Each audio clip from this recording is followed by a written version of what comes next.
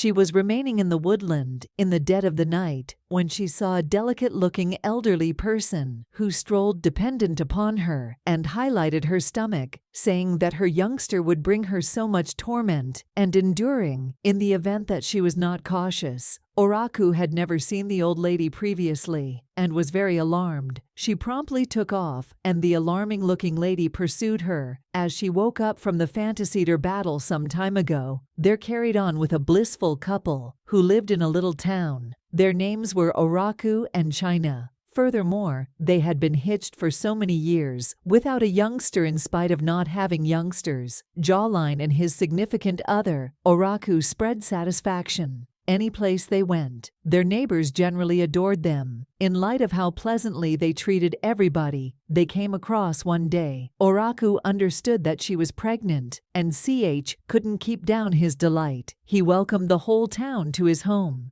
to come wed with his significant other and himself and his better half. Oraku arranged some flavorful feasts with delight in her heart. Everybody accumulated as they celebrated with the couple, who proved unable, except that they were at long last becoming guardians. Once the festival was finished, everybody got back to their individual homes, while and his better half sat outside their hearts, looking at the nin sky. They thought on the name to give their own conceived youngster and recommended some male names to his better half. "I will name him Aanea," he said, as his face radiated with euphoria, and his better half, Oro, flippantly prodded him, saying that the child was most certainly a young lady on account of how lovely she looked, regardless of being pregnant, and the both snickered as they strolled once again into their heart to rest. That very evening, Oraku was awoken by a frightening dream. She was remaining in the woods in the dead of the evening at the point when she saw a fragile-looking elderly person who approached her and highlighted her stomach, saying that her youngster would bring her such a lot of aggravation and enduring if she was not cautious. Oraku had never seen the elderly person previously and was very panicked. She promptly took off, and the terrifying-looking lady pursued her. As she awakened from the fantasy panicked, Oraku accepted that something horrible will happen to their child. However,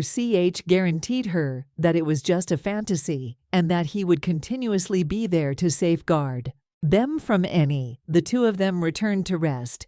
Furthermore, when morning came, left the ahead of schedule to go hunting. Oraku arranged his most loved dinner, which was bubble plantain, also palm oil, as she stood by without complaining for her significant other to return. A couple of hours after the fact, she heard a beat on her entryway and pondered who it very well may be. She saw two young fellows who illuminated her that her spouse was gone after by a voracious monster in the backwoods. Oraku, in spite of being pregnant, ran as quick as possible, convey her to the backwoods, yet before she got there, her better half's remaining parts had as of now been covered in their town. When a man is killed by a monster in the backwoods, his body is normally covered on the place where he was killed. Oraku sobbed plentifully as she gazed vacantly at her spouse's grave. "This was not what you guaranteed me," she cried out loud as her voice shook in outrageous agony. The townspeople took Oraku home as she kept on grieving the loss of her significant other. Everything in their heart helped her to remember and Oraku found it hard to acknowledge the way that her spouse was no more. She strolled into their room and saw her better half's most loved woodwind, which he wanted to play on most nights, and this brought Oraku to tears as she got the flutes and started to play her better half's #1 tune. She had shown Oraku how to play his woodwind, and in spite of the fact that Oraku couldn't play the flute so well, she could play her spouse's #1 tune impeccably. As Oraku played the flute, she felt a weight lifted up her shoulders, and a peculiar feeling of quiet eclipsed her. Oraku felt her significant other's presence in the room also. This carried solace to her that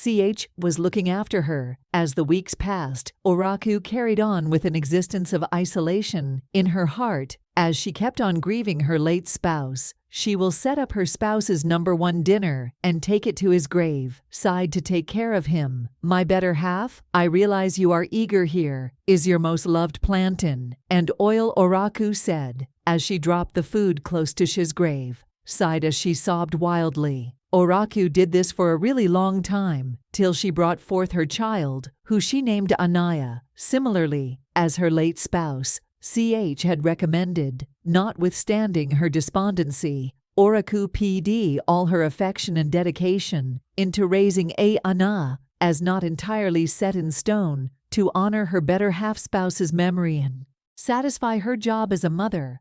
Anaya developed into an extremely attractive and diligent kid who was cherished by everybody around. Anyway, nobody knew that the valuable kid, who they generally adored, battled with something that they didn't know anything about. Ana was very hot-tempered and would most time hurt himself and his mom during his annoyance. Explosion. This just happened at the point when he was inside, and Oraku pondered why her child was so hot-tempered. At whatever point, Oraku attempted to quiet her child down. Will eruption and beat her hard-heartedly, and Oraku was so scared of her child and asked why he acted in such a manner. Oro's heart was totally broken by the puzzling fury that consumed her darling child Ahana. In the quietness of the night, when the whole town was sleeping soundly, and the main sound heard was the ching of crickets, Oraku would frequently hold her better half's woodwind near her heart. It was a custom, a quiet discussion, with China looking for direction for the weight she bore. Alone as Ana became older, so did the power of his temper.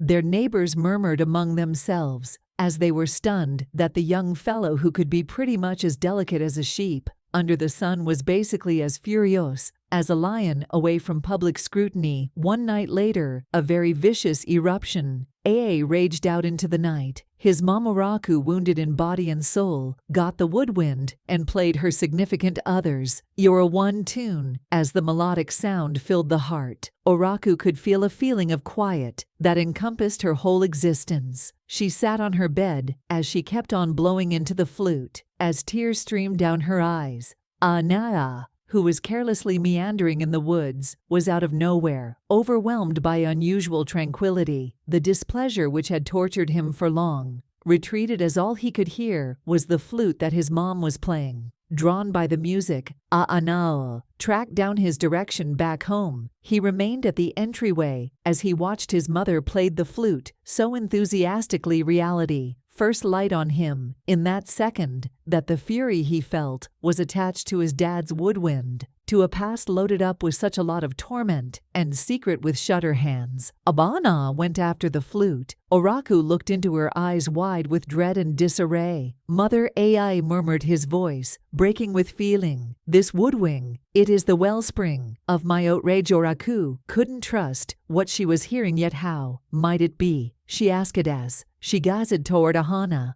With newly discovered lucidity said, I don't know, mother. However, every time you play the woodwind, I experience the annoyance ascending inside me, a displeasure that doesn't have a place with me. It is as though the flute holds a piece of father's spirit, a piece that is tortured. Furthermore, fretful, the disclosure struck Oraku like a bolt of lightning. The fantasy she had a long time back about the elderly person in the woods presently sounded good to her. The flute, her better half's #1 thing, before he kicked the bucket, was currently a reviled relic, connecting Aanaya to a dad he never knew, as it were, that tortured both the living and the dead with crushing sadness. Aanoa took the woodwind, and interestingly, he played the flute and felt some feeling of simplicity in his heart. As he played his dad's woodwind, Oraku heard a steady voice that told her to cover the flute close to her spouse's grave. So without squandering any time, Oraku took the flute from her child. What's more, went directly toward her significant other graveside.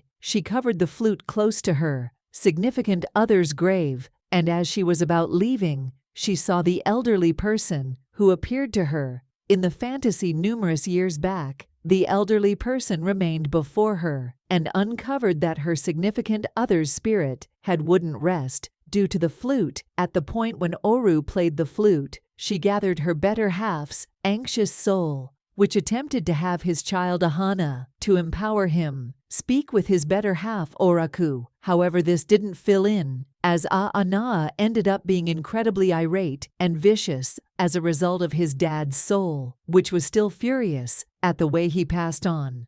Ahana just portrayed his dad's fury, and the elderly person told Oraku that the main way to stop this was to permit her better half's soul to rest. She told Oraku that the otherworldly was much more convoluted than the physical, and that Oraku ought to permit her better half's spirits to rest, as then, at that point, just who she partook in the delights of having a child, she advised her to quit grieving that which had been lost and spotlight on adoring that which she had left quickly. The elderly person completed the process of talking. She vanished, and Oraku ran home, scared to meet her child, who sat in the corner, crying as he begged his mom for absolution. The indignation which had once blurred Ahana's heart was gone, supplanted by an enormous distress for all the aggravation he had caused his mom. Oraku and Ahana sobbed together as they mended from the aggravation. From that day on, Ahana's life took another tone. He turned into a wellspring of harmony to his mom, who started to mend from the long stretches of agony she had gotten through. She moved all the adoration she had for her better half to her child, who developed up to have his own lovely family. The illustration to be gained from this story is that recuperating can require some investment. However, most frequently than not, it takes giving up to start the mending system. Learn not to choose, not to move on, yet be blissful for what God has favored you with. At present, the story additionally instructs us that love can assist us with conquering difficulty and torment. Along these lines, we ought to figure out how to really love each other and be strong even with life's challenges. I want to believe that you partook in the story, buy in and leave a remark. It assists us with developing our channel. I'll see you in our next story. Bye.